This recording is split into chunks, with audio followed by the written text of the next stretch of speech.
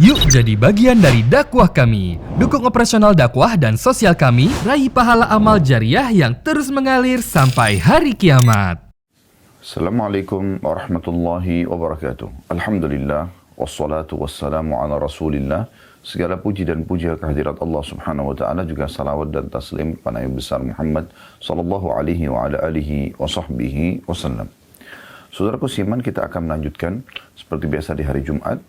Umumnya sebelum kami umrah di waktu 13.00 waktu Indonesia Barat sampai 14.00, hanya karena kami lagi dari kota Rasulullah SAW Al-Madinah Munawwarah, maka kita akan mulai selepas subuh di sini atau pukul 10.30 kurang lebih waktu Indonesia Barat.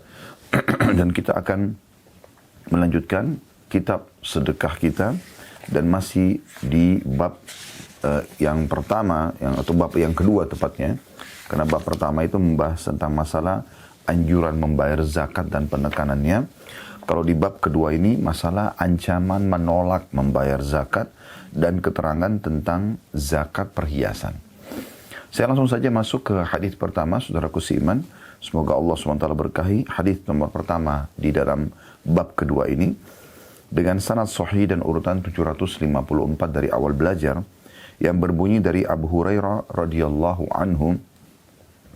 Dia berkata, Rasulullah sallallahu alaihi wasallam bersabda, "Ma min sahibi dhahabin wala fiddatin la yuaddi minha haqqaha illa idza kana yaumul qiyamati suffihat lahu safaihu min nar fa uhmi 'alayha fi nari jahannam fayukwa biha jambuhu wa jabinuhu wa dhahruhu kullama baradat أعيدت له في يوم كان مقداره 50,000 سنة حتى يقضى بين العباد فيرى سبيله إما إلى الجنة وإما إلى النار." Jadi ini hadisnya cukup panjang. Saya langsung baca dulu terjemahan sampai di sini ya.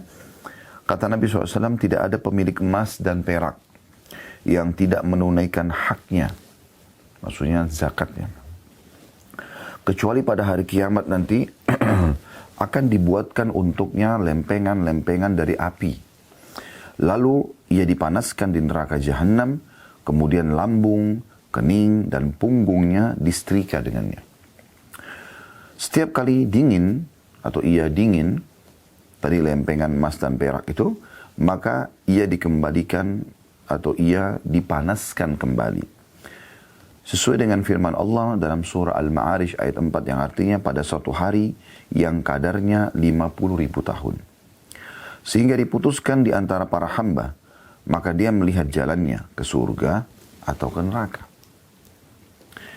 Kemudian kita kembali lagi ke hadisnya. Qila, ya Rasulullah, fal iblu, qala wala sahibu iblin, la yuaddi minha haqqaha wa min haqqiha halabuha yawma wirduha illa idza kana yawmul qiyamati butiha laha biqa'in qarqarin aw farama kanat la yafqidu minha fasilan wahida tata'uhu bi akhfafiha wa ta'udduhu bi afwahiha kullama marra alayhi ulaha rudda alayhi ukhraha fi yawmin kana miqdaru 50,000 sana hatta yuqda bainal ibad fayara sabilahu imma ilal jannati wa imma ilan nar. Sampai sini kita terjemahkan dulu. Dan ditanyakan juga kepada beliau tentang, wahai Rasulullah, bagaimana dengan unta, orang yang punya peternakan unta. Rasulullah SAW bersabda, tidak ada seorang pemilik unta yang tidak menunaikan haknya, atau di antara haknya adalah memerah air susunya pada hari di mana ia mendatangi sumber air.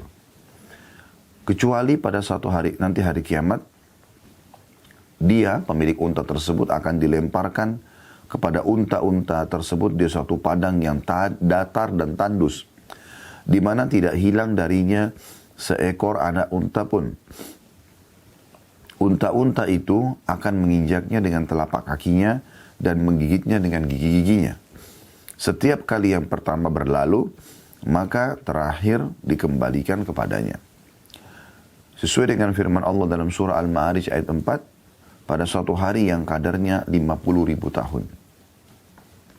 Sehingga diputuskan di antara para hamba, maka dia melihat jalannya ke surga atau ke neraka. Itu potongan yang kedua. Kemudian potongan yang ketiga dari hadis. Qila ya Rasulullah, fal baqaru wal ghanamu. Qala wala sahibu bakarin wala ghanamin la yuaddi minha haqqaha illa idha kana yawmul qiyamati butiha laha biqa'in qarqarin awfara ma kanat la yafkidu minha syai'a.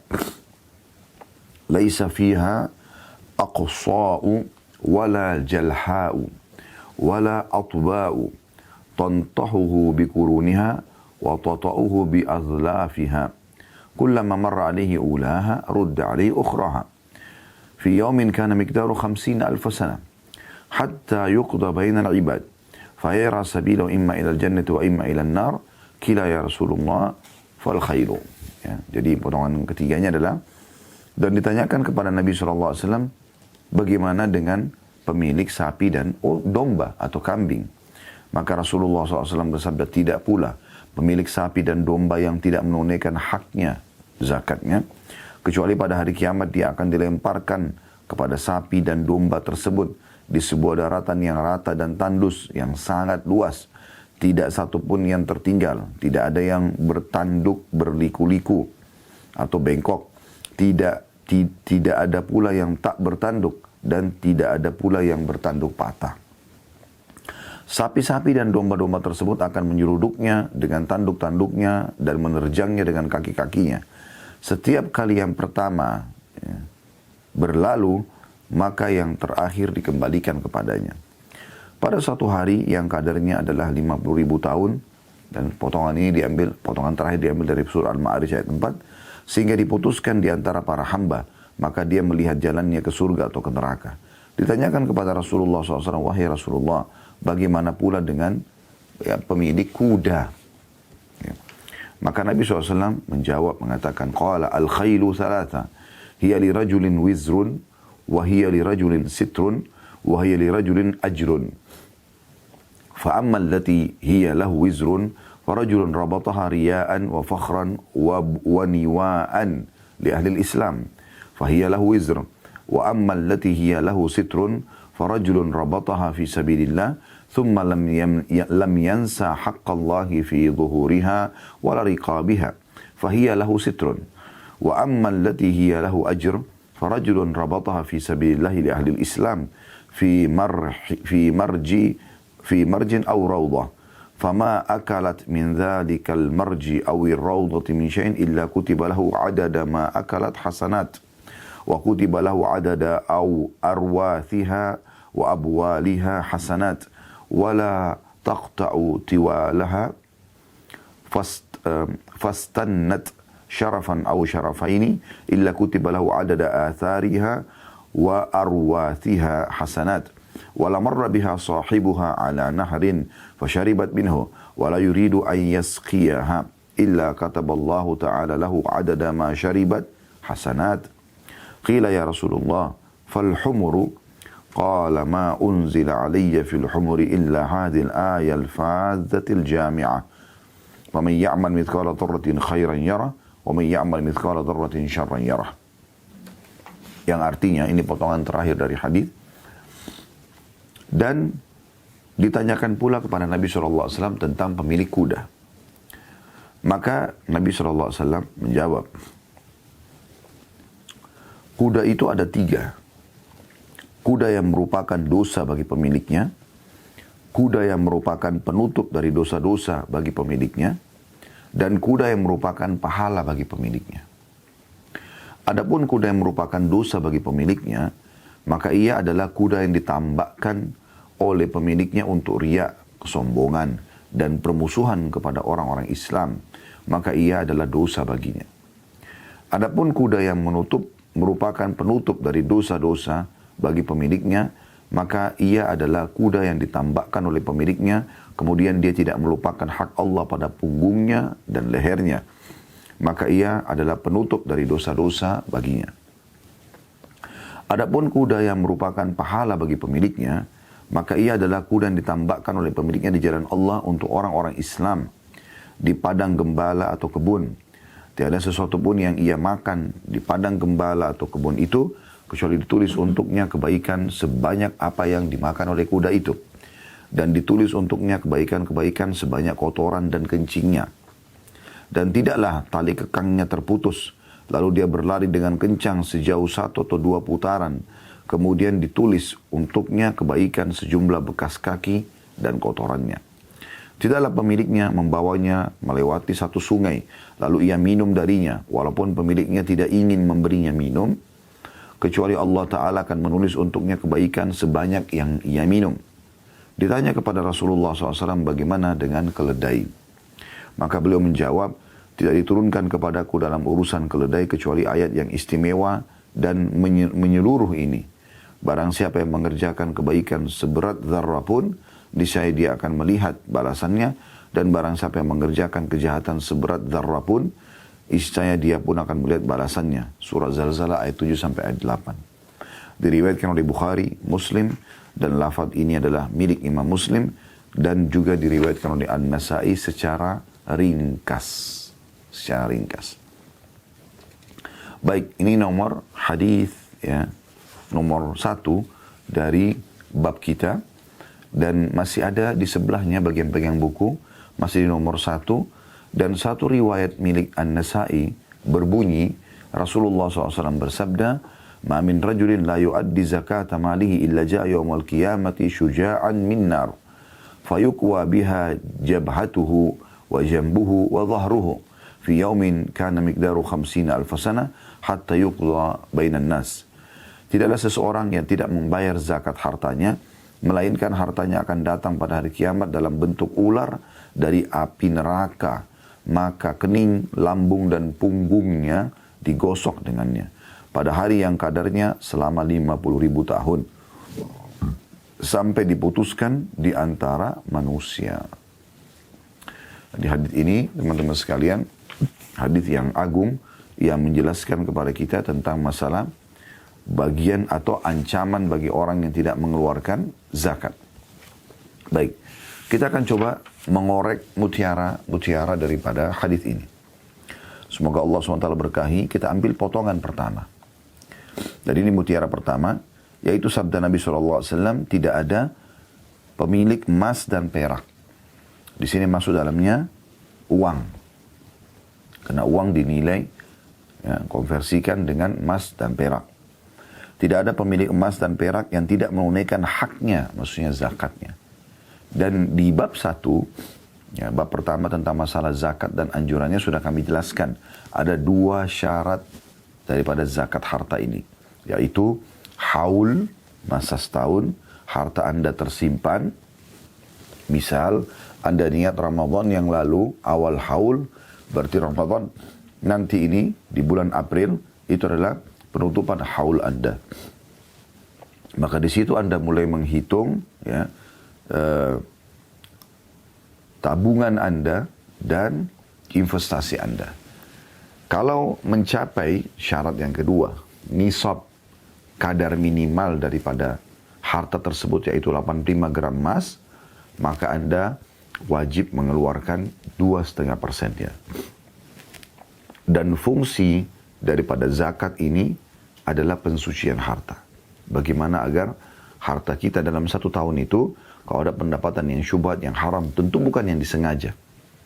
Sudah kami berikan contoh misalnya, seseorang punya restoran. Dia nggak mungkin menanyakan kepada semua konsumennya, apakah uang kamu halal misalnya. Ya udah dia terima, secara zahir dia tahu orang ini belanja, makan di tempat dia. Ya udah, dia tinggal terima uangnya. Pemilik toko, ya. Umumnya para pedagang menerima dari konsumen, tidak mungkin dia tanya satu persatu. Nah, zakat nanti mensucikan harta-harta itu. Jadi ini ya syaratnya zakat. Dan semua yang Anda gunakan, mobil, rumah, pakaian, dompet, apa saja ya, kalau Anda gunakan maka tidak ada zakatnya, kecuali emas dan perak. Bagi wanita, perhiasan cincin, kalung, segala macam ini, walaupun Anda pakai tetap ada zakat. Tapi selain daripada emas dan perak, maka tidak ada zakatnya ya. Di sini dikatakan, kalau orang-orang tidak menjalankan zakatnya, ya, dan ini mumpung kena dekat Ramadan, teman-teman sekalian, mulai sekarang Anda lebih baik niatkan Yang belum niatnya, haulnya Ramadan tahun lalu. Sehingga Ramadan ini Anda tinggal menghitungnya. Ya, jadi ancaman-ancaman seperti ini Anda tidak dapatkan gitu. Kalau orang tidak mau menjalankan zakatnya, kata Nabi SAW, kecuali pada hari kiamat nanti dibuatkan untuknya lempengan-lempengan dari api. Lempengan-lempengan dari api. Ya. Jadi jangan dibayangkan api itu seperti api Anda di dunia. Karena api di akhirat itu ya, masih 69 kali lipat. Ya, ditambah dengan api dunia. Di 70 kali lipat lebih panas. Ya. Jadi panas dunia, panasnya bukan api yang korek gas ya. Tapi panasnya itu api-api yang dipakai untuk ya, meleburkan, membuat baja-baja besi yang suhunya luar biasa. Yang manusia begitu kalau kena mungkin langsung hangus. Nah itu api dunia itu. Ya kalau yang di kompor gas Anda, di korek gas Anda itu bagian kecilnya ya. Tapi yang dimaksud adalah api yang paling panas di dunia. Nah itu di akhirat di neraka naudzubillah itu 69 kali lipat lagi. Ya. Begitu dijelaskan dalam hadis yang sahih dari Nabi SAW. Nah nanti dibuat lempengan-lempengan dari api yang dia ya keras dan panas. Dikatakan dibuatkan lempengan-lempengan dari api, kemudian ya, dipanaskan di api neraka sehingga seperti menjadi lempengan yang keras dan panas. Ya. Kemudian disetrikakan ke lambungnya atau diletakkan di lambungnya, keningnya dan punggungnya. Ya, jadi ini tempat-tempat yang paling sensitif. Ya. Di lambung, ya, di kening dan punggung. Kalau tiga ini sudah kena sesuatu, ya, panas misalnya, sesuatu yang panas, maka seluruh tubuh pasti akan panas. Ya. Makanya biasa orang kalau demam itu memeriksa keningnya, ya. Orang kadang-kadang lambungnya, punggung, nah ini sudah jelas berarti dia memiliki suhu panas, misalnya kalau dia demam ya, yang tinggi gitu. Dikatakan di sini, saya ulangi, tidak ada pemilik emas dan perak yang tidak menunaikan haknya, kecuali pada hari kiamat dibuatkan untuknya lempengan-lempengan dari api, lalu ia dipanaskan di neraka jahanam, kemudian lambung, kening dan punggungnya disetrika dengannya. Setiap kali mendingin, nah ini menandakan berarti dia api itu ya seperti lempengan-lempengan besi ya, tapi panas sekali. Mungkin Anda pernah lihat besi-besi yang masih merah ya, dari api.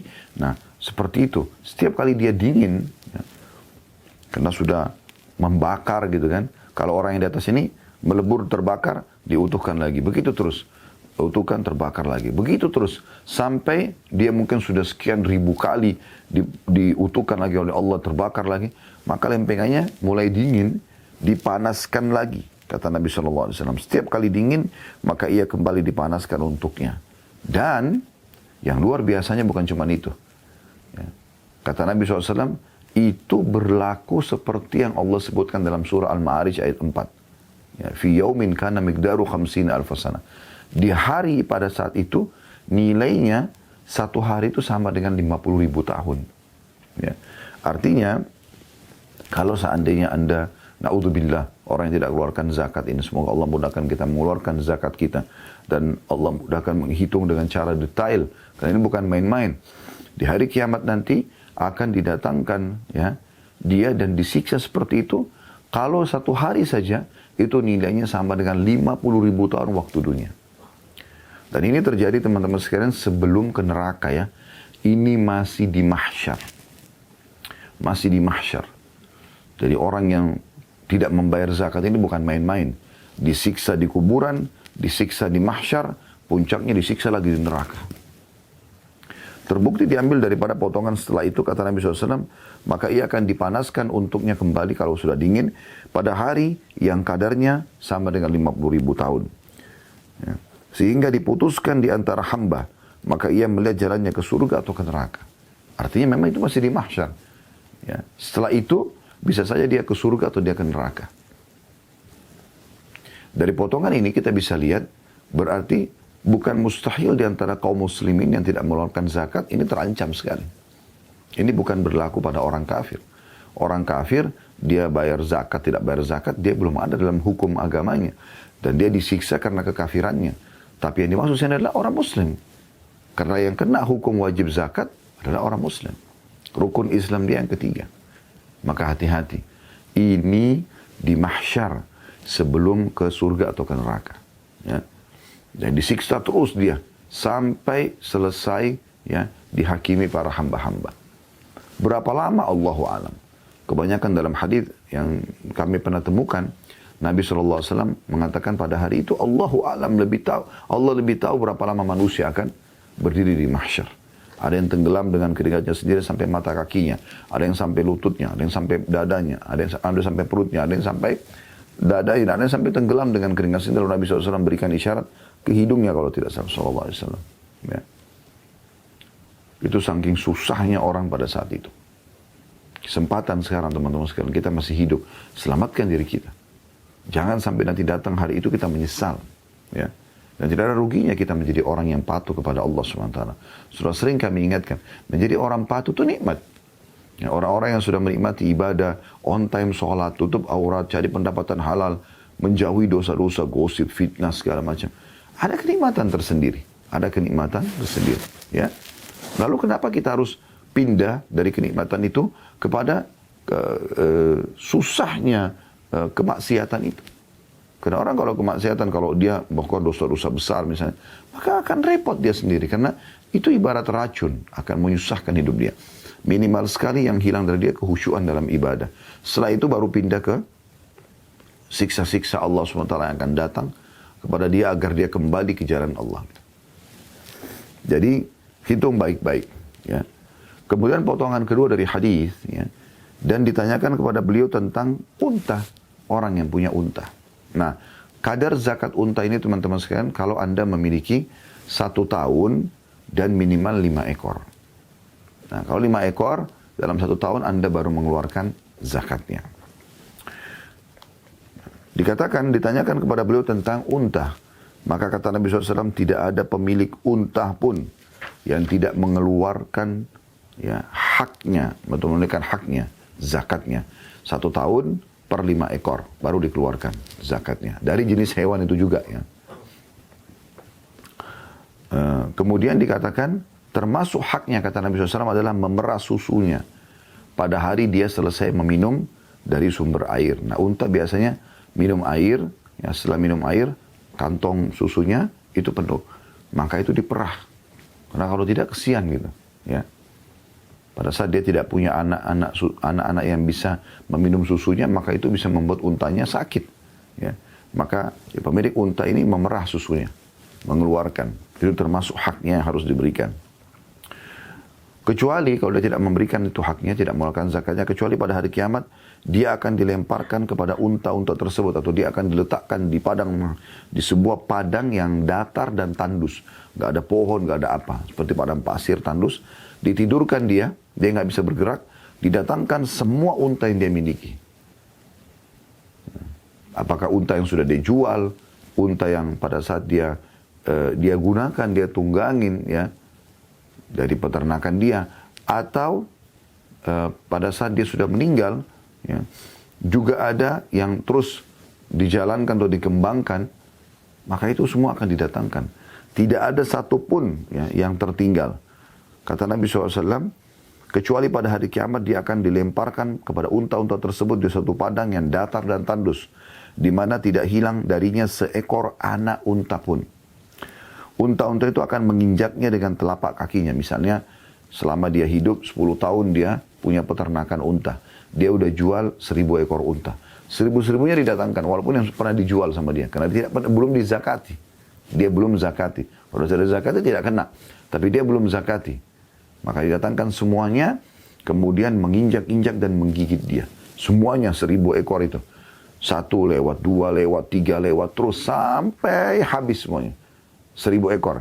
Nah setelah selesai, yang nomor 1000 ini kembali lagi melakukan hal yang sama. Gigit injak dia. Yang nomor 999 kembali lagi. Terus sampai ke nomor 1.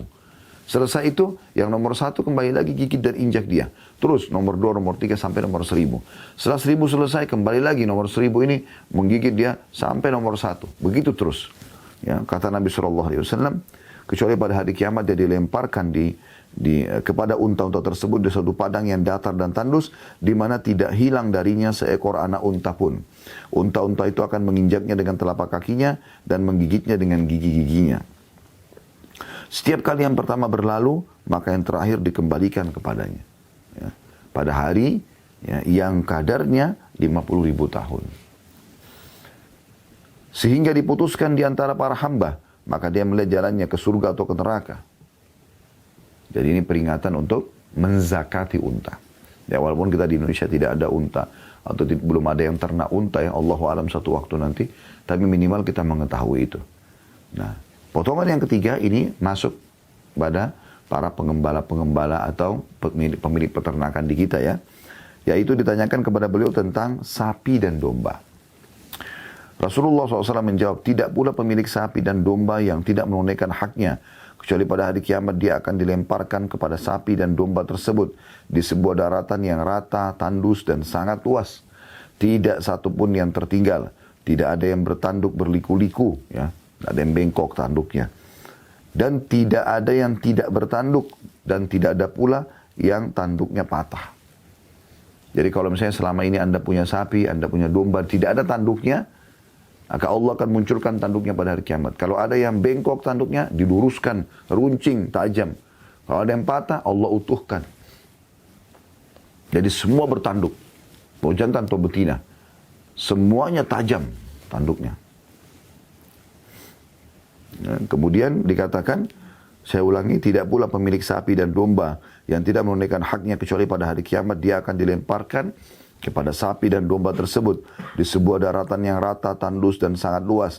Tidak satupun yang tertinggal, tidak ada yang bertanduk berliku-liku, tidak ada yang tak bertanduk dan tidak pula yang bertanduk patah. Sapi-sapi dan domba-domba tersebut akan menyeruduknya dengan tanduk-tanduknya dan menerjangnya dengan kaki-kakinya. Misalnya tadi, saya sudah kasih contoh kalau unta, sapi misalnya, dia punya 1000 ekor sapi. Walaupun yang sudah dijual ya, tidak pernah dizakati sama dia. Sementara kalau sapi, per 30 ekor sapi. Kalau Anda sudah punya 30 ekor sapi dalam 1 tahun, maka Anda wajib mengeluarkan zakatnya. Ya, kalau domba, per 40 ekor. Jadi kalau unta 5 ekor, kalau sapi 30 ekor, kalau domba itu 40 ekor. Ya. Maka Anda keluarkan zakatnya. Ini ada hitung-hitungan sendiri tentunya dan ada bahasanya, ada tabel zakat.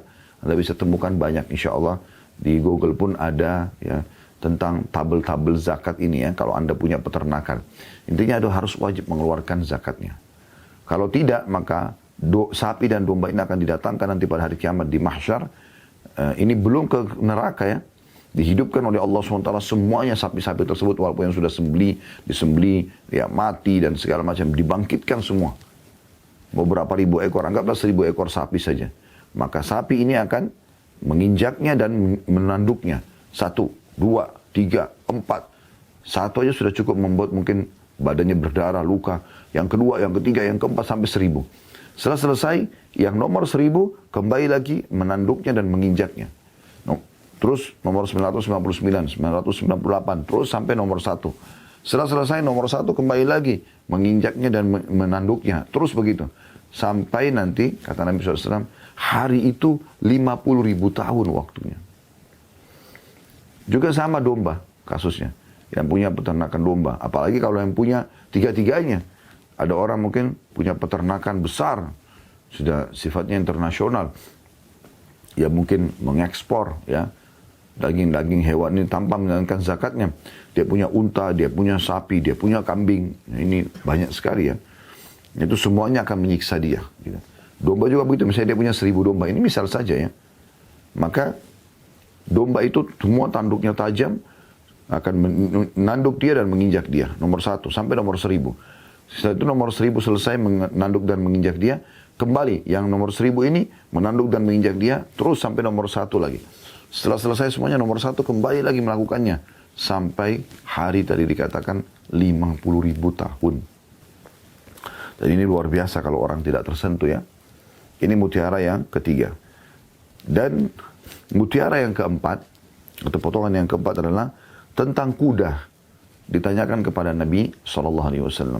Maka Nabi SAW mengatakan, kuda itu ada 3. Pemilik kuda maksudnya. Ada pemilik kuda yang, atau ada kuda itu dibagi 3. Ada kuda yang menjadi dosa bagi pemiliknya. Ada kuda yang menjadi penutup terhadap kekurangan, ya, dan kebutuhan daripada pemiliknya. Dan ada kuda yang menjadi pahala.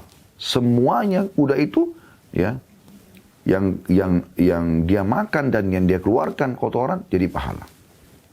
Lalu Nabi SAW rincikan. Adapun kuda yang merupakan dosa bagi pemiliknya adalah orang yang sengaja memiliki kuda yang ditambatkan, ya, oleh pemiliknya untuk riya, untuk pamer. Nih saya punya kuda mahal nih. Kesombongan dan permusuhan kepada orang-orang Islam. Maka ini akan menjadi dosa bagi dia. Jadi ada sifat kuda yang mendatangkan dosa ini juga dibagi 3. Ya, ini mutiara yang keempat dulu. Kita fokus ke kuda yang mendatangkan dosa. Itu mutiara yang keempat. Nanti jenis kuda yang kedua, mutiara yang kelima. Gitu kan. Jadi mutiara yang keempat dari hadits adalah kuda yang mendatangkan dosa. Dan dari sini kita lihat tidak ada zakat kalau kuda. Ya. Tidak ada zakat karena yang ada zakatnya cuma 3 jenis hewan tadi yang awal. Unta, sapi, ya, kambing atau domba. Ini ada zakat dari jenis hewan itu sendiri, ya. Lalu bagaimana kalau orang punya peternakan kuda? Nah yang dia hitung adalah modal itu seperti usaha dia. Orang punya peternakan ayam misalnya. Ya. Ikan, ya, tambah ikan misalnya. Maka itu yang dia hitung adalah uangnya secara umum. Masuk dalam total harta yang dia hitung. Mirip dengan emas dan perak tadi. Dimasukkan dalam bentuk nilai hartanya. Jadi tidak ada zakat dalam bentuk hewan. Tapi 3 jenis hewan tadi, unta, sapi, dan domba, ini wajib zakat dari jenis hewan itu sendiri. Nah kalau kuda, ya di sini dikatakan, tidak disebutkan zakat yang Nabi SAW. Tapi disebutkan kuda bisa menjadi 3 jenis kuda dibagi pemiliknya. Yang pertama datangkan dosa. Nah dosa ini adalah orang yang riya. Ini sub bahasan dari mutiara keempat tentang kuda yang mendatangkan dosa. Dia riya, dia hanya untuk pamer. Naik kuda pada saat berjihad, kemudian dia hanya untuk dibilang, oh dia jagoan. Ya. Atau kesombongan. Kesombongan. Jadi dia hanya untuk menunjukkan kalau dia orang kaya. Karena biasa kalau kuda-kuda yang untuk tanding segala macam, dia kan mahal harganya. Ya. Maka ini dia sombong, berbangga-bangga. Dan yang ketiga, sub bagian daripada kuda yang mendatangkan dosa, yaitu digunakan untuk memerangi kaum muslimin. Maka ini jadi dosa buat dia. Ya. Kalau zaman sekarang, mungkin alhamdulillah Allah jadikan dunia ini umumnya aman. Kalau zaman dulu tuh peperangan sangat terbuka. Dan zaman dulu belum ada teknologi kayak sekarang, menggunakan pesawat tempur, tank, senjata-senjata dengan teknologi canggih. Kalau zaman dulu orang seperti mana Anda tahu menunggangi kuda, dan kuda paling banyak ditunggangi ya karena cepat, kuat ya, dan bisa dilatih untuk ikut berperang gitu. Maka itu sudah umum. Nah, ada orang yang memang zaman dulu menggunakan kuda-kuda ini untuk memerangi kaum muslimin. Ya, dalam pasukan-pasukan orang muslim menyerang umat Islam, ini jadi dosa buat dia. Kemudian mutiara yang kelima, jenis kuda yang kedua, yaitu kuda yang menjadi penutup kebutuhan terhadap pemiliknya. Kata Nabi SAW, adapun kuda yang menjadi penutup, ya, dari dosa-dosa dan kebutuhan bagi pemiliknya, maka itu adalah kuda yang ditambahkan oleh pemiliknya, kemudian dia tidak melupakan hak Allah pada punggungnya dan lehernya. Ya, maksudnya dia tidak selamanya selalu membebankan di punggungnya, dia berikan kesempatan untuk istirahat. Begitu juga dengan lehernya, artinya dia berikan makan, dia berikan minum, ya. Maka ia adalah penutup dari dosa-dosanya. Jadi hewan kuda ini sendiri, kalau Anda punya, Anda rawat dia, ada pahala sendiri dengan merawatnya. Walaupun Anda tidak menggunakannya untuk ya kegiatan-kegiatan umumnya kayak pertandingan atau apa saja. Hanya Anda pelihara kuda saja. Kalau Anda memberikan haknya di situ, artinya Anda tidak menunggangi, tidak selalu beban ya, tidak selalu ada pelana itu selalu dibebani di tubuhnya, tapi dibuka di saat dibutuhkan. dan ditaruh pada saat dibutuhkan, lalu memberikan ya haknya, makanan, minumannya, maka akan jadi penutup ya kebutuhan dia. Mungkin dia bisa pakai bekerja ya, atau penutup dari dosa-dosanya. Dia pembersih dosanya di sini karena dia merawat kuda itu. Mutiara yang keenam adalah jenis kuda yang ketiga, dan ini kuda yang paling bermanfaat, yaitu kuda yang mendatangkan pahala bagi pemiliknya, kata Nabi SAW. Maka ia adalah kuda yang ditambahkan oleh pemiliknya di jalan Allah untuk orang-orang Islam. Jadi dia pakai kuda untuk bergabung dengan pasukan muslimin misalnya. Atau membeli kuda lalu dihadiahkan untuk kebutuhan muslimin di jalan Allah. Sampai Umar bin Khattab radhiyallahu anhu pernah membeli kuda dan menyatakan kuda ini adalah sabilillah. Siapa saja boleh menggunakannya. Dikatakan adapun kuda yang merupakan pahala bagi pemiliknya, maka ia adalah kuda yang ditambahkan oleh pemiliknya di jalan Allah untuk orang-orang Islam di padang gembala atau kebun. Ya. Memang digunakan untuk membela agama Islam, dan pada saat dia dia gembalakan di kebun atau di sebuah padang, tidak ada sesuatu pun yang dimakan di padang gembala atau kebun itu kecuali ditulis untuknya kebaikan sebanyak yang ia makan. Jadi kuda itu makan rumput ya. Mungkin ada buah-buahan, sayuran misalnya diberikan oleh pemiliknya. Tapi memang kuda ini diniatkan untuk membela agama Allah. Ya. Untuk berjihad di jalan Allah. Maka semua makanan yang dia makan, Allah yang lebih tahu bagaimana menilainya, akan jadi pahala bagi pemilik kuda itu. Tiada satu pun yang ia makan di padang gembala atau kebun itu kecuali ditulis untuknya kebaikan sebanyak apa yang ia makan, dan ditulis untuknya kebaikan-kebaikan sebanyak kotoran dan kencingnya. Ini berarti pahalanya besar sekali. Sampai kotoran kuda itu pun dan kencingnya, kalau kuda itu ditambahkan untuk ya, perang di jalan Allah SWT, maka sampai kotorannya pun itu menjadi pahala. Dan tidaklah tali kekangnya terputus, lalu ia berlari dengan kencang sejauh 1 atau 2 putaran, kecuali ditulis untuknya kebaikan sejumlah bekas kakinya dan kotorannya. Misalnya lepas dan kuda itu lari misalnya, ya, pemiliknya berusaha untuk menjinakkannya kembali, maka sejauh mana dia lari, semua pijakan kakinya itu dinilai pahala. Ini luar biasa pahalanya itu ya. Demikian juga kotoran-kotorannya, misalnya kuda itu lari, seharian dicari nggak ditemukan, besok baru ditemukan. Nah, sebanyak jumlah langkahnya dan kotoran yang dia keluarkan, makanan yang dia makan, semuanya pahala bagi pemilik kuda ini. Tidaklah pemiliknya membawanya melewati satu sungai, lalu ia minum darinya, walaupun pemiliknya tidak ingin memberinya minum, kecuali Allah Ta'ala akan menulis untuknya kebaikan sebanyak yang diminum kuda itu. Maka di sini mutiara yang ke-6, jenis kuda yang ketiga yang mendatangkan manfaat yang luar biasa gitu. Ya.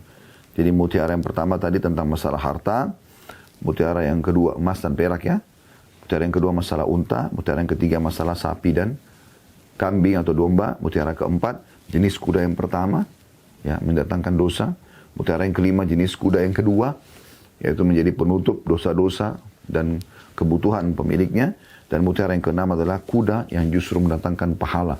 Semua yang berhubungan dengan kuda itu pahala. Ya.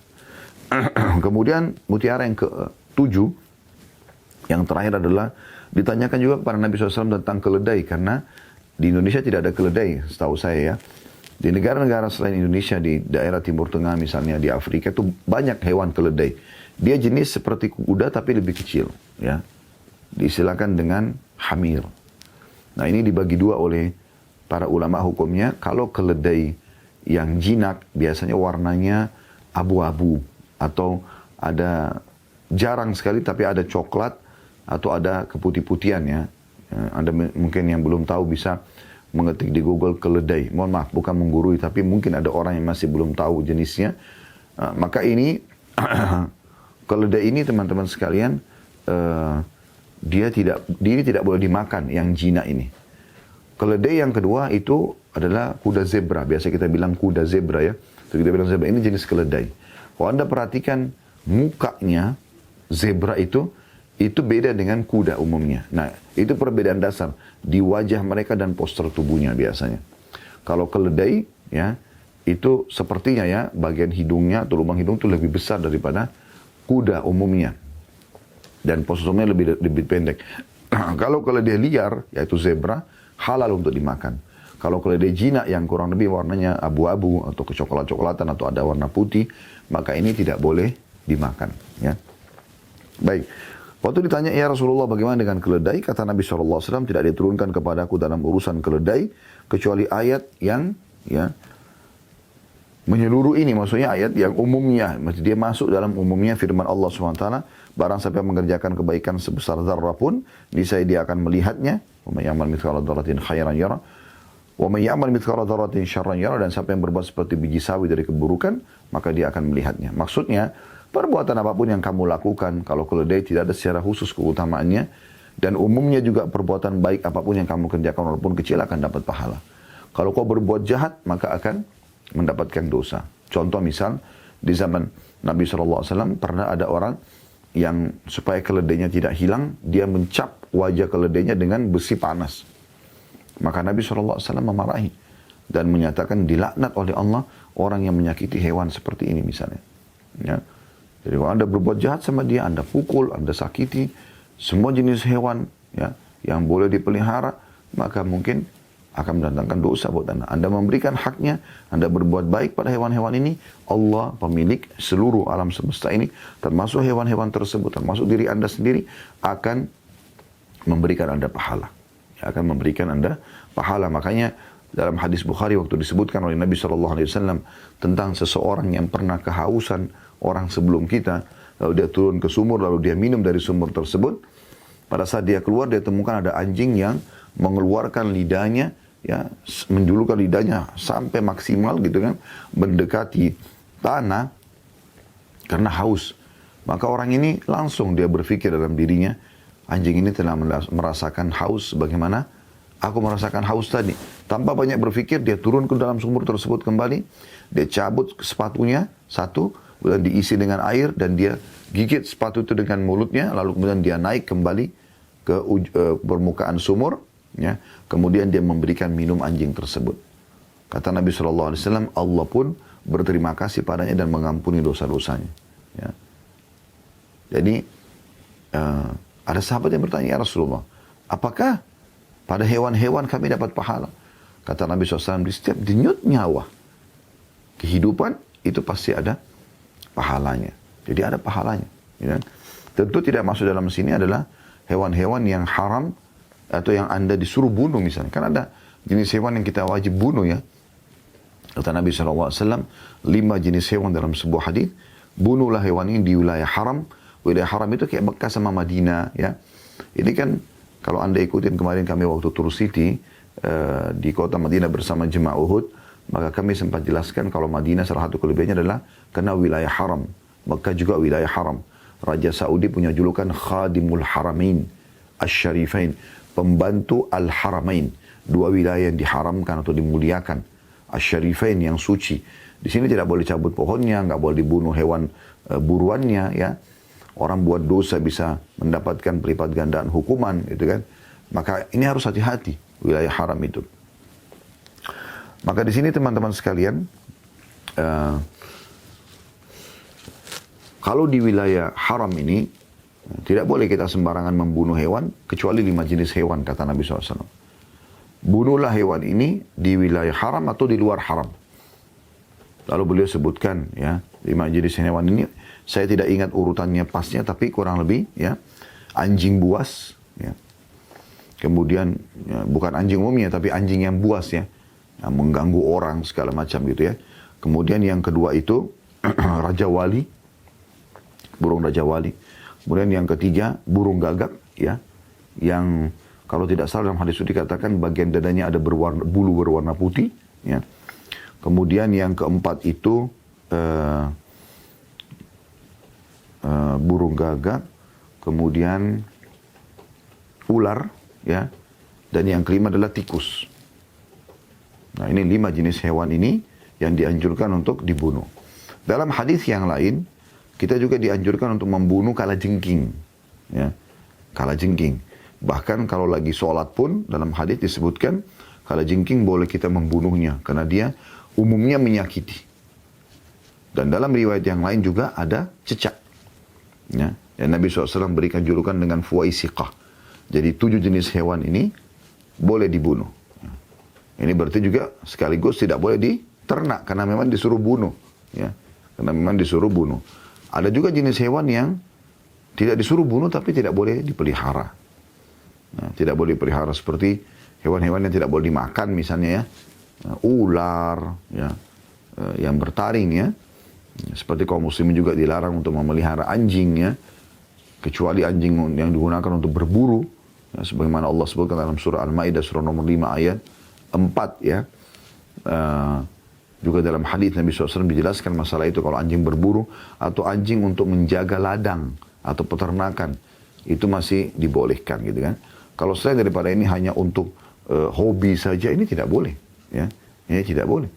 Karena Nabi SAW rumah yang ada anjingnya dan patungnya tidak akan dimasuki oleh malaikat. Dan pernah Nabi SAW mau masuk ke rumah, beliau terlambat masuk ke rumah. Kemudian Aisyah bertanya pada saat beliau masuk ke dalam rumah, karena Nabi sempat menunggu cukup lama depan pintu. Ya Rasulullah, kenapa anda tidak masuk tadi? Kata Nabi SAW, bersamaku Jibril, dan di depan rumah tadi ada anjing. Ya. Sampai anjing itu pergi, baru kemudian ya aku masuk, dan juga Jibril, gitu kan. Alaihimussalatu wassalam. Jadi memang tidak boleh. Nah, tapi ada jenis hewan yang bertaring, cuma boleh dipelihara, seperti kucing misalnya. Ya. Nah itu boleh saja dipelihara, tapi jauh lebih baik teman-teman sekalian, kalau hewan-hewan ini sebagaimana dia hidup di alam lepas Allah ciptakan, maka kita lepaskan, biarkan dia hidup di alamnya, gitu kan? Itu jauh lebih baik tentunya. Allahu a'lam. Baik teman-teman sekalian, ini yang bisa diambil daripada hadis ya, dan kita baru bacakan, dan ada potongan hadis masih di nomor 1 juga. Namun ini menguatkan atau lebih mempertegas tentang zakat harta saja. Bukan hewan-hewan gitu kan. Yaitu hadis riwayat An-Nasai tadi sudah kita bacakan, saya ulangi lagi. Yang kata Nabi SAW, tidak ada seseorang yang tidak membayar zakat hartanya. Emas, perak, uang ya. Melainkan hartanya akan datang pada hari kiamat dalam bentuk ular dari api neraka. Ular ya, dari api neraka. Maka kening, lambung ya. Saya ulangi, tidak ada seorang pun yang tidak membayar zakat hartanya, melainkan hartanya akan datang pada hari kiamat dalam bentuk ular dari api neraka, pada kening, lambung, dan punggungnya digosok dengannya, pada hari yang kadarnya selama 50.000 tahun, sampai diputuskan di antara manusia. Jadi ini menitik beratkan tentang masalah harta itu akan berubah menjadi ular. Dalam riwayat lain dijelaskan seperti itu ya. Dia berbentuk seperti ular, kemudian melilit tubuhnya, ya. Kemudian dia mengatakan, aku adalah hartamu, aku adalah simpananmu. Lalu dia akan mematok-matok kepalanya orang tersebut. Dalam riwayat lain juga sudah kita sebutkan di bab sebelumnya ya. Maka orang yang menolak membayar zakat itu, hartanya akan berbentuk ular, dan mengatakan ular itu mengejarnya kemanapun dia lari di mahsyar nanti, dan dia akhirnya tidak bisa lagi lari. Kemudian ular itu mengatakan, ambillah hartamu yang selama ini kau simpan. Maksudnya di dalam mulutnya ular itu. Maka dia pun terpaksa karena sudah tidak bisa lari lagi, memasukkan tangannya atau memasukkan bagian kepala dan tangannya ke dalam mulut ular, seakan-akan ingin mengambil harta tersebut. Lalu kemudian ular itu memakannya, kata Nabi SAW, sebagaimana ular jantan melahap ya, mangsanya. Jadi memang itu berbahaya sekali. Oleh karena itu teman-teman sekalian, bagi yang Allah amanahkan harta, maka hati-hati. Harus perhatian ya dengan masalah hal seperti ini. Dan kita akan bacakan ada hadis kedua dan hadis ketiga, karena memang ini mirip ya, ini mirip. Jadi saya bacakan saja karena memang ini bagian dari bahasan kita. Hadis kedua yang dengan sanad sahih urutan 755 dari awal belajar berbunyi dari Jabir radhiyallahu anhu, dia berkata, aku mendengarkan Rasulullah SAW bersabda, ma min sahibi ibilin la yaf'alu fiha haqqaha illa ja'at yawmal qiyamati akthara ma kanat wa qa'ada laha biqa'in qarqar tastannu alaihi bikawaimiha wa akhfafiha wala sahibi baqarin لا يفعل فيها حقها إلا جاءت يوم القيامة أكثر ما كانت وقعد لها بقاء قرقر تنطهه بقرونها وتطأه dalam kurung بكوائمها ولا صاحب غنم لا يفعل فيها حقها إلا جاءت يوم القيامة أكثر ما كانت وقعد لها بقاء قرقر تنطهه بقرونها وتطأه بأزلافها ليس فيها جماء ولا منكسر قرنها ولا صاحب كنز لا يفعل فيه حقه إلا جاء كنزه يوم القيامة شجاعا أقرأ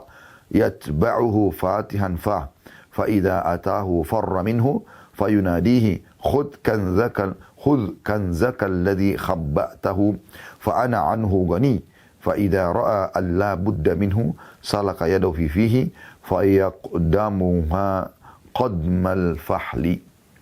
Artinya, tidaklah seorang pemilik unta yang tidak menunaikan haknya, kecuali unta-unta itu akan datang pada hari kiamat dalam jumlah yang paling banyak. Ya, seluruh untanya yang pernah ada sama dia, dan duduk di hadapannya, di daratan luas, lagi tandus. Lalu unta-unta tersebut menyeret-nyeret atau menginjak-injak kakinya, ya, atau menginjak-injak ya, tubuh orang tersebut dengan kakinya dan telapak-telapak kakinya. Tidaklah pemilik sapi yang tidak menunaikan haknya, kecuali sapi-sapi itu akan datang pada hari kiamat dalam jumlah yang paling banyak. Dan dia duduk di depannya di daratan, maksudnya pemilik unta, sapi ini duduk di situ ya. Duduk di hadapannya, di daratan luas lagi tandus, lalu sapi-sapi tersebut menanduknya dengan tanduk-tanduknya dan menginjaknya dengan kakinya. Dan tidaklah pula pemilik domba yang tidak menunaikan haknya, kecuali domba-domba itu akan datang pada hari kiamat dalam jumlah paling banyak, dan dia duduk di depannya di daratan luas lagi tandus, lalu domba-domba tersebut menanduknya dengan tanduk-tanduknya dan menginjaknya dengan kakinya. Di dalamnya tidak ada yang bertanduk dan tidak pula yang bertanduk patah. Dan tidaklah pemilik harta simpanan yang tidak menunaikan haknya, kecuali harta kekayaan itu akan datang pada hari kiamat dalam bentuk ular botak, ya, yang memburunya dengan membuka mulutnya. Jika ia mendatanginya, ya, maka ia berlari darinya. Maksudnya, kalau ular itu mendekati dia, orang itu lari darinya. Maka ia berseru kepadanya, maksudnya ular itu, ambillah hartamu yang kau simpan, aku tidak memerlukannya. Manakala dia melihat bahwa dia tidak bisa menghindar lagi dari ular itu, maka dia memasukkan tangannya ke dalam mulut ular itu, lalu ular itu melumatnya seperti seperti unta jantan melumat. Ya, unta jantan melumat. Ya. Jadi hadis ini tidak perlu kita jelaskan karena mirip tadi ya. Tinggal ini penguatan saja. Demikian juga sebagai penutup teman-teman sekalian, hadis nomor 3 dengan sanad sahih. Urutan 756 dari awal belajar, berbunyi dari Abdullah bin Mas'ud radhiyallahu anhu dari Rasulullah sallallahu alaihi wasallam, beliau bersabda, "Ma min ahadin la yuaddi zakata malihi illa muthila lahu yawmal qiyamati syuja'an aqra hatta yutawwaqa bihi 'unuquh." Thumma qara'a 'alaina an-nabiyyu misdaqahu min kitabillah wa la yahsabanna alladhina yabkhuruna bima atahumullahu min fadlihi huwa khairan lahum. Al-ayah, artinya tidaklah seseorang yang tidak menunaikan zakat hartanya, kecuali pada hari kiamat hartanya itu akan diwujudkan dalam bentuk seekor ular yang botak yang akan dililitkan di lehernya. Kemudian Nabi SAW membacakan pembenaran penyampaian ini dari kitab Allah Al-Quran yang arti dalam surah Al-Imran 108. Sekali-kali janganlah orang-orang yang kikir dengan harta yang Allah berikan kepada mereka dari karunia-Nya itu menyangka bahwa kebakhilan itu baik bagi mereka. Kalau lanjutan ayat, ketahuilah bakhil itu justru buruk buat mereka. Diriwayatkan oleh Ibnu Majah dengan lafaz hadis ini milik dia, juga An-Nasai menyebutkan dengan sanad sahih, dan Ibnu Khuzaimah juga menyebutkan dalam sahihnya. Kesimpulannya teman-teman sekalian adalah orang-orang yang memiliki diamanakan harta, dia boleh menikmatinya, tapi jangan lupa haknya. Ada hak yang Allah SWT sudah tentukan, yaitu zakat dari harta tersebut. Kalau tidak, maka akan ada hukuman dari Allah Subhanahu wa ta'ala. Allahu a'lam. Ini bahasan kita insyaAllah